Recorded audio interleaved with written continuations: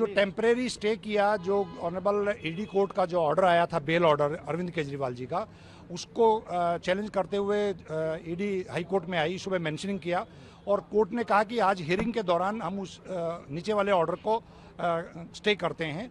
अभी आर्ग्यूमेंट, क्योंकि बहुत लंबी ईडी की इंटेंशन ये है कि भी किसी भी तरीके से ये जो रिलीफ मिला है ये एग्जीक्यूट ना हो, तो उस इंटेंशन को जाहिर करते हुए आज बहुत लंबी आर्ग्यूमेंट हुई और कोर्ट ने उनको पूरा टाइम दिया। इसलिए दिया क्योंकि उनका मेन ऑब्जेक्शन ये था कि ईडी कोर्ट ने 2 दिन आर्ग्यूमेंट सुनी, जो कि नाकाफी थी। वो हो सकता है और लंबी आर्ग्यूमेंट करना चाहते हो, तो आज उन्होंने एट लेंथ 2 घंटे तक आर्ग्यूमेंट की। हमारी सबमिशन भी कोर्ट ने सुनी और कोर्ट ने बेल एप्लीकेशन, जो कैंसिलेशन की पिटीशन है, उसको तो जुलाई फर्स्ट वीक के लिए रख दिया, 10 जुलाई के लिए।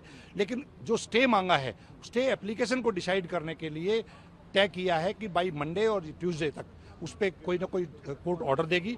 उस ऑर्डर के अकॉर्डिंगली अरविंद केजरीवाल जी कब बाहर आएंगे ये तय होगा। तो अभी फिलहाल जो निचली अदालत का आदेश है वो स्टे ही कोर्ट ने रखा हुआ है। जब तक ये बेल एप्लीकेशन, जो अपना स्टे एप्लीकेशन जो है, इसका डिसीजन नहीं आता है, तब तक वो स्टे रहेगा। सर, ईडी ने कहा कि भाई उन्हें जो निचली अदालत में है सुना ही नहीं, वो जो चीज़ें उन्होंने कोर्ट में पेश की उसको कंसिडर ही नहीं किया गया। सर, इस पर आप क्या कहना? 26 पेज का ऑर्डर है वो बेल ऑर्डर, और उस बेल ऑर्डर के अंदर हमने डिटेल में वो सब चीज़ें, सबमिशन जो ईडी की दी गई थी, ईडी ने जो भी डॉक्यूमेंट दिया था, वो रिलेवेंट या इररिलेवेंट डॉक्यूमेंट जितने भी हैं, वो उस ऑर्डर के अंदर रिफ्लेक्ट हो रहे हैं, वो हमने कोर्ट को दिखाया। सर, मनोज सिंह साहब पेश हुए केजरीवाल जी की तरफ से, उन्होंने कहा हमारी तरफ से जी कोई टेररिस्ट नहीं है, अगर वो बेल पर बाहर आ जाते हैं तो ईडी को कोई प्रेजुडिस होने वाला नहीं है। क्या उनका कहने का मतलब?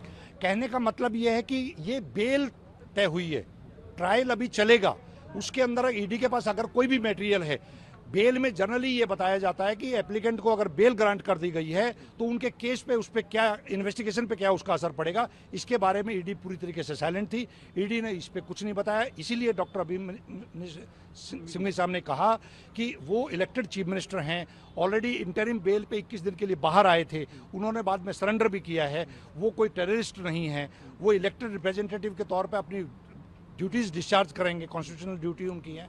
तो इन सब चीज़ों को ध्यान में रखते हुए जो ऑपरेशन है नीचे वाले ऑर्डर का, वो नहीं रुकना चाहिए। उसके बारे में अब ऑनरेबल हाई कोर्ट का जो भी डिसीजन आएगा भाई मंडे।